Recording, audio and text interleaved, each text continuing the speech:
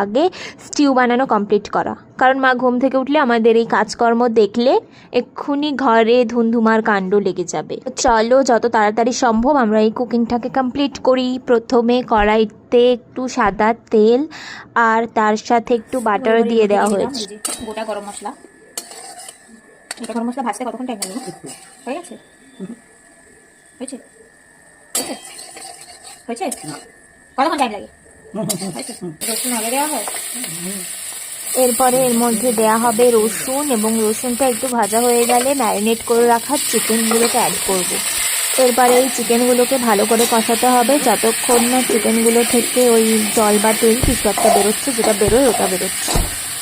এরপরে এর মধ্যে পেঁয়াজ, আলু, গাজর অ্যান্ড পেঁপে যেগুলো কেটে রেখেছিলাম ওগুলো দিলাম, দিয়ে এটাকে একটু ভালো করে ভেজে নেব।